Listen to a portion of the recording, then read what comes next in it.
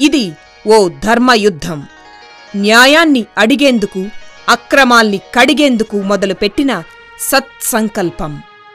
ప్రజాస్వామ్యపు చిరునామా పతనమైన కాంగ్రెస్ పాలనలో తలలు వాల్చిన వరికంకుల తరపున తీసుకున్న వాగ్దానం. రైతు కంట కన్నీరొలికితే వరుణదేవుడికి థ్యాంక్స్ చెప్పిన రాజశేఖరుడి రాజ్యంలో అన్నార్తులుగా, అభాగ్యులుగా మిగిలిన అన్నదాతల అభ్యుదయం కోసం తెలుగు ప్రజలు చేస్తున్న మరో సత్యాగ్రహం. జరుగుతున్న దోపిడికి నిజంగా సాక్షి ఎవరు? దగాపడుతున్న ప్రతి ఒక్కరికీ తెలుసు. మోరెత్తిన పల్లె గడపల ఆహ్వానాల సాక్షిగా, నిత్యావసరాల ధరల మోతతో కుప్పకూలిన సగటు మనుషుల సాక్షిగా, కళ్లముందే నిలువునా జరుగుతున్న దోపిడి సాక్షిగా, రాష్ట్ర భవితను కాలరాస్తున్న కాంగ్రెస్ పాలన సాక్షిగా, చంద్రగిరి నుంచి చంద్రన్న ప్రారంభించిన ప్రజాస్వామ్య పోరాటం సాక్షిగా ఇది ధర్మయుద్ధం. సరిగ్గా 4 ఏళ్ల క్రితం బడుగుల ఓట్ల కోసం చేతులెత్తిన రాజన్న ఇప్పుడు జనం అడుగుతున్న ప్రశ్నలకు ముఖం చాటేస్తున్నారు. ఎస్ఈజెడ్ల పేరుతో భూములకు కోట్లు పుట్టినా, పథకాల పేరుతో ఖజానాలో కరెన్సీ కర్పూరంలా కరిగినా, పేదోడి ఇంట్లో తెస్టేసిన ఆకలి భూతం జడలు విప్పి కూర్చునే ఉంది. దొంగతనాలు రాత్రుళ్ళు జరుగుతాయని, దొంగలు చీకట్లోనే తిరుగుతారని, వాళ్ల ముఖాలు కనిపించవని అనుకునే ఆంధ్రప్రదేశ్ జనాన్ని కాంగ్రెసోళ్లు వెర్రిబాగుల్ని చేసేశారు. ఇప్పుడు అంతటా దొంగలే, ఎడాపెడా దోపిడీయే. పసిబిడ్డ పాలపీక దగ్గర్నుంచి ముసలమ్మ పింఛను దాకా దగాకోరుల దాష్టీకమే. ఇదే న్యాయం రాజశేఖరా అంటే ప్రతిపక్షాల కుట్ర అంటారు. నీ రాజ్యంలో నీ మనుషులు నీ పార్టీ ముసుగు వేసుకుని చేస్తోన్న అరాచకానికి అదుపుందా అని గట్టిగా అడగాలనుకునే సగటు మనిషి అంతరాత్మ నిస్సహాయతతో మిగిలిపోతోంది. బ్రతకలేక, చావు రాక, వల్లకాళ్లలో మరణ శాసనాలు రాసుకుంటోన్న రైతన్నలను చూడటానికి ఈ ప్రభుత్వానికి కళ్ళు చాలవు. ప్రతి రైతుకు బీమా చేస్తే ఆత్మహత్యలు సంభవించినప్పుడు వాళ్ల కుటుంబాలకు కొంత ఆసరా దొరుకుతుందన్న కనీస స్పృహ కూడా లేదు. ఇవాళ ఆంధ్ర రాష్ట్రం ఓ త్రిశంకు స్వర్గం.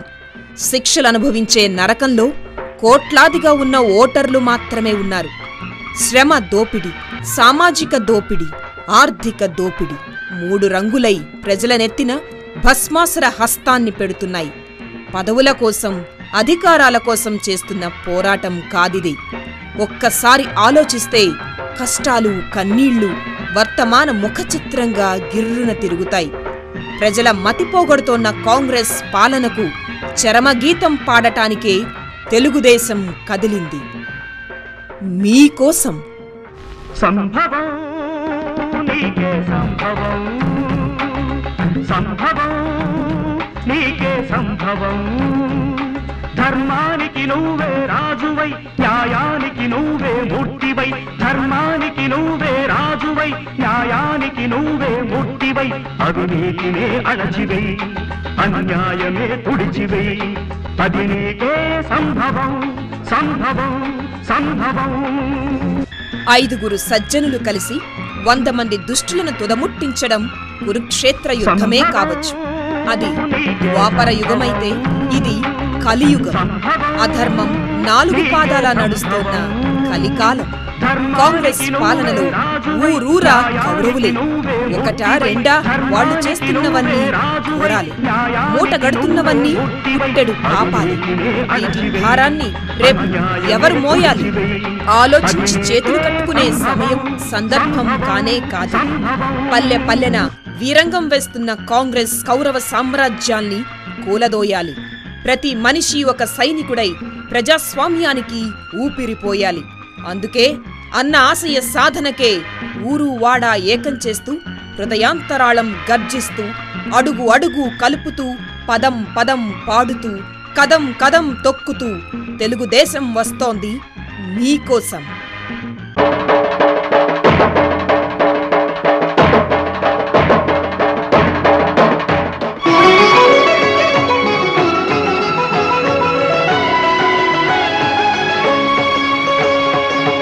పుణ్యభూమి నా దేశం నమో నమామి